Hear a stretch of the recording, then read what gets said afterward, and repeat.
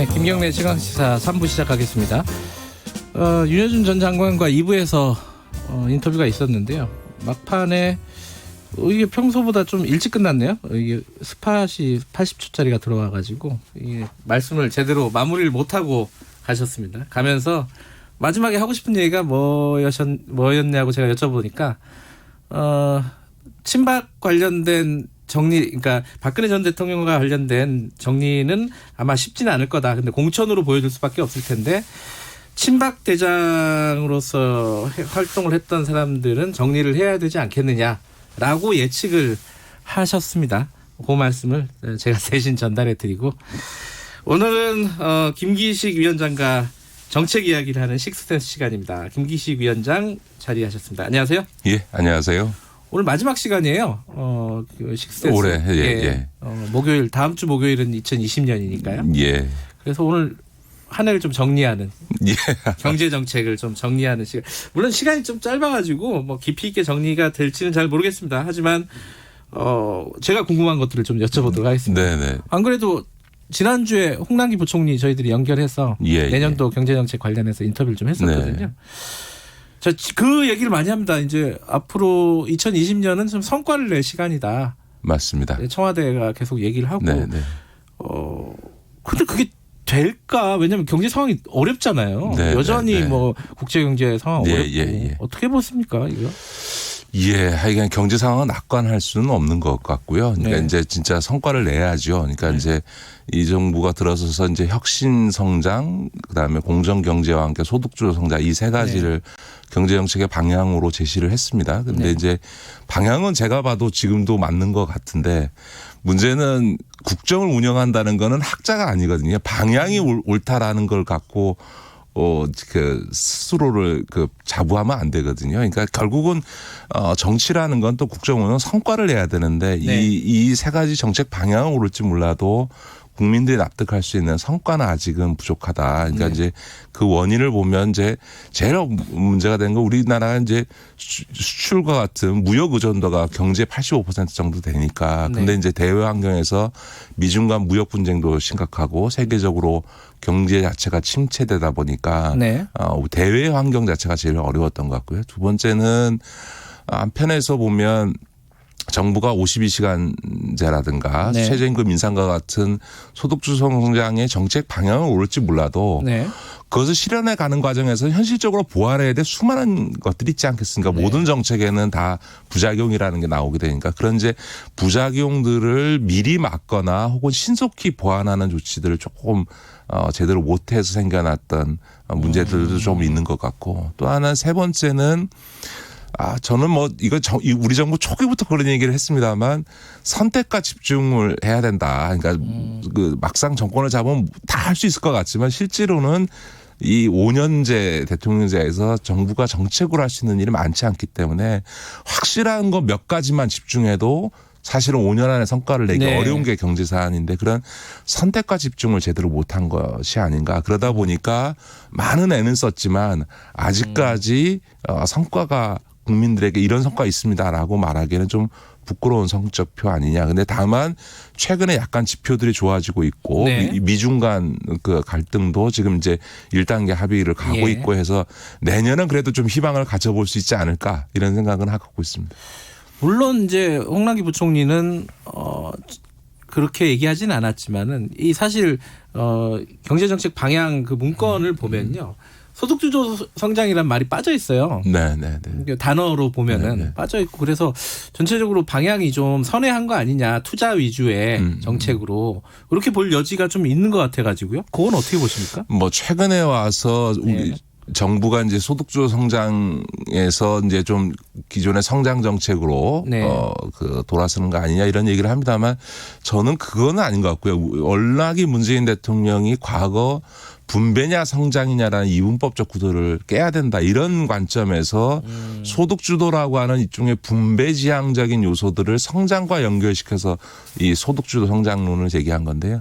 다만 저는 그런 분배 정책 중심에서 성장 정책 중심으로 전환하는 것보다 이 성장 정책에 있어서 과거처럼 재벌 대기업이라든가 기존 기득권 기존 산업 중심으로 다시 경도되는 경향을 보이는 건 좀 분명해 보입니다. 예를 들어서 투자를 강조하다 보니까 그렇죠. 투자 이력이 큰 재벌들의 사람들을 더 많이 챙기고 재벌 중심으로 계획을 하게 되는 네. 이런 일들이 지금 벌어지는 것 같고요. 또 우리 최근에 타단 논쟁처럼 어떤 변화 혁신보다는 총선을 앞두고 뭐 이러저러한 이유들로 인해서 기존 산업을 보호하거나 이런 부분에 조금 더 경도되는 현상들이 나타나고 있는 건 분명해 보이죠. 예. 그러니까 그런 부분이 우려할 만한 수준이냐 뭐 이런 건데 어떻게 보세요?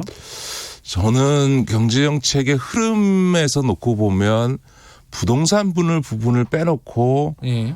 국민들이 체감하기에 문재인 정부가 이전 정부랑 확연히 다르다라고 느끼기는 지금 조금 어려워져 가고 있는 것 같아요. 정부 초기에는 그래도 뭐 최저임금 문제라든가 52시간 문제라든가 또 이제 혁신 관련해서 몇 가지 화두들을 들으면서 문재인 정부가 뭔가 좀 달리하는가 보다 이렇게 했는데 사실은 특히 2019년을 경과하면서는 거의 19년의 경제정책 운영은 과거 정부하고 크게 다르지 않게 아까도 말씀드렸던 것처럼 재벌 중심으로 재벌의 투자를 이끌어내는 것 중심으로 이렇게 운영을 하고 있어서 큰 차이를 못 느끼는 이런 문제 있지 않나. 이제 이게 국정 운영에서 보면요. 참여정부도 국정 중반기를 넘어가면서부터 경제정책의 주도권이 이게 관료에게 넘어갔습니다. 그러면서부터 사실은 그냥 거의 관료주도 경제가 된 건데 최근에 와서 문재인 정부도 경제정책이나 이런 전반적인 부분에 있어서 좀 관료주도성이 좀 강화되고 있는 거 아닌가 이런 우려는 저는 개인적으로 갖고 있습니다. 그 관련된 디테일 중에 하나인데요. 그러니까 내년에 보면 SOC 사회간접자본 예산이 꽤 높아요. 근데 이제 문재인 정부 들어설 때 SOC를 가지고 경기 부양 수단으로 삼지 않겠다라고 선언을 했어요. 근데 내년도 이제 사실 경제 성장률이 걱정이 되면서 그렇게 가는 거 아니냐라는 의심이 들긴 해요. 이거는 어떻게 보세요? 예, 그 대통령께서 아예 후보 때도 그랬고 당선된 직후에 절대로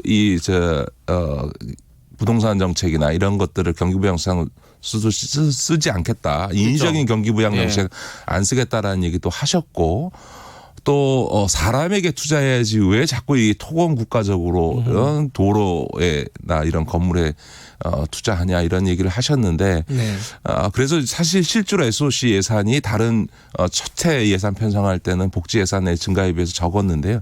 최근에서 늘고 있습니다. 근데 이거는 저는 솔직히는 정책 기조의 변화보다는 총선을 의식한 예산 편성이다 이렇게 보는 게 그냥 맞는 거 아닌가 싶습니다. 총선이다. 그렇게 생각하면 사실 되게 쉽죠. 뭐 이게 총선 앞두면요. 모든 지역구 의원들이 자기 지역구에 뭐 그 여야 가리지 않습니다. 다 자기 지역구에 예산 편성 해달라고 뭐 SOC. 근데 예산 편성 해달라는 게 다 뭐겠어요? SOC죠. 그러다 보니까 원래 선거가 있는 해 예산은 SOC 예산이 늘어납니다. 네. 지금 말씀은 사실 되게 유하게 하셨지만 부드럽게 하셨지만은 그 앞에 지금 정부 정책에 대해서 부동산 빼고는 사실 과거 정부로 좀 회귀하는 분위기가 있다 그런 느낌이 있다는 거는 되게 뼈아픈 말씀 같은데 지금 정부 입장에서 보면은 특히 이제 정책 당국자들 입장에서 보면요. 예, 그러니까 이제 저는 뭐 여러 가지로 어려움을 상황에서도 노력하고 있는 것은 인정을 합니다만 앞서도 말씀드렸던 것처럼 이제 그 정치를 안 해보셨거나 혹은 학계에 계셨던 분들이 빠지는 함정 중에 하나는 뭐냐면 일종의 자기 확신과 함께 본인이 갖고 있는 생각의 일관성을 되게 중시하게 되는데요. 사실은 정치나 국정 영역은 본인이 어떻게 생각했던 것과 상관없이 그냥 객관적인 국민의 시각으로 평가받게 돼 있는 거거든요. 그러니까 그럴 때 사실은 정무적 감각이 중요한 거는 뭐냐면 국민의 눈높이에서 평가하고 국민이 부족하다 그러면 서로 억울해도 뭔가 부족하게 느끼시는구나라고 생각하면서 뭔가 새롭게 시도하거나 변화를 가져오거나 더 노력하거나 해야 되는 거거든요. 그런 점에서 보면 최근에 있어서 확연하게 그 기존의 재벌 대기업 중심으로 이루어졌던 경제 정책과 뭐가 다르냐. 대통령의 일정 동선만 와도 대통령이 정하겠습니까? 주변 참모들이 다 정하는데 대통령 일정이 다 재벌 대기업과 관련된 일정으로 이루어졌던 최근에 와서 그거에 조금 약간 비판들이 제기되면서 변화하고 있습니다만 이런 부분들은 좀 따갑게 비판을 좀 받아들여야 되지 않을까 싶습니다. 물론 이제 이번 경제 정책 방향에도 보면은 뭐 그 포용 경제 뭐 네네. 이런 단어들은 들어가 있습니다. 네네. 근데 예전에 이제 정권 초창기에 얘기했던 이제 공정성을 강조했던 부분들이 많이 좀 약화된 거 아니냐 그런 차원하고 좀 비슷한 말씀이신 건가요? 예, 그 공정경제와 관련해서도 저는 전임 김상조 위원장부터 꾸준하게 일관되게 역할을 해왔습니다만 얼마 전에 조성욱 그 신임 공정거래위원장이 네. 그 얘기했지 않습니까?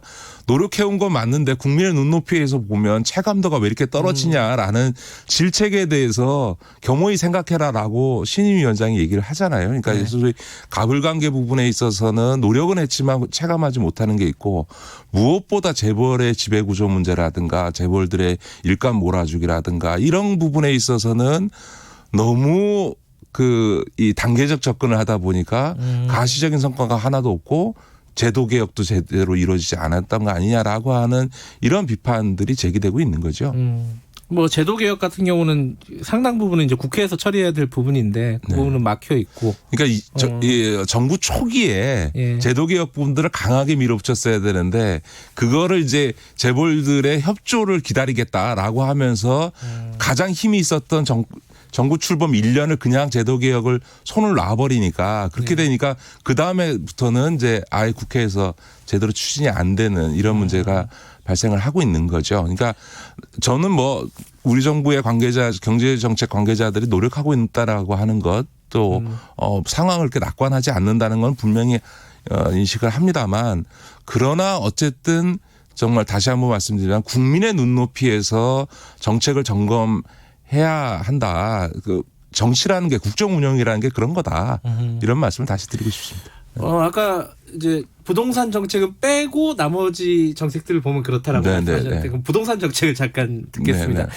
이 부동산 정책의 기조는 계속 유지할까요? 지금 총선이 있어가지고 이게 어떻게 제가 부동산 문제에서 이 방송에서 몇 번을 말씀드렸습니다만 어떤 경우에도 문재인 대통령이 부동산 정책의 기조는 흔들리지 않을 거다라고 제가 단언했지 않습니까? 그거는 제가 그 문재인 대통령이 그 야인이 시절부터 얘기를 해보면 참여정부에 대한 가장 뼈아픈 반성 중에 하나가 성찰 중에 하나가 부동산 문제입니다. 그러니까 그 부분을 너무나 뼈아프게 생각하셨기 때문에 정말 부동산 문제만큼은 내가 반드시 잡겠다라고 하는 의지가 확고해서 저는 이 정부 끝날 때까지 부동산 정책 흔들리지 않을 거다. 그리고 정말 더 강력한 조치도 낼 의지를 갖고 있다. 그런데 지난 방송에 제가 말씀드렸던 것처럼 지난 12, 16 부동산 대책이 상당히 강력한 조치여서 지금은 약간 부동산 시장이 좀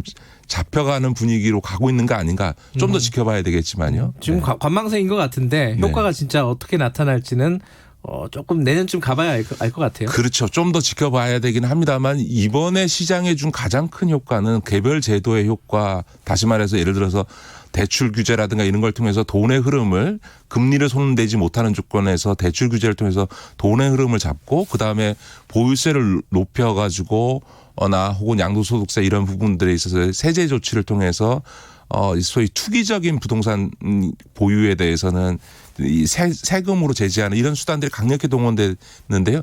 그런 개별적인 내용보다 더 중요한 거는 이 정부가 이 의지가 간단치 않구나.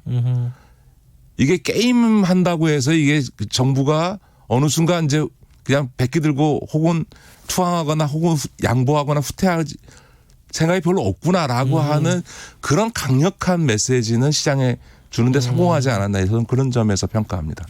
알겠습니다. 그거는 뭐 이제 앞으로 시장 상황을 좀 지켜보도록 하고요. 어찌됐든 오늘 말씀 중에는 지금 현 정부 정책 입안자라든가 당국자들은 좀 뼈아프게 생각하고 이렇게 해야 될 부분이 있는 것 같습니다. 두 가지만 말씀드리고 싶은데 현 정부 관계자들에게는 앞서도 계속 말씀드린 것 국민의 눈높이에서 정책을 네. 평가하고 계획해야 된다라고 하는 거 하나고요. 또 하나는 이제 집권 중반기를 넘어가서 이제 한 2년 남았지 않습니까? 우리 네. 정부가 문재인 정부가 그러니까 정말로 이제 앞으로 2년 동안은 선택과 집중이 중요하다. 많은 일을 벌리고 수술이려고 하지 말고 이제부터라도 네. 선택과 집중을 통해서 확실히 성과를 낼 수 있는 부분들에 모든 역량을 집중하는 게 필요한 시기다. 이 말씀 꼭 드리고 싶습니다. 예, 또 디테일하게 어디에 선택과 집중을 해야 되는지 이런 부분은 다음 시간에 한번 또 얘기를 나눠보죠. 네. 연말인데 나와주셔서 감사합니다. 네. 고맙습니다. 새해 복 많이 받으시고요. 예. 김기식 더미래연구소 정책위원장이었습니다.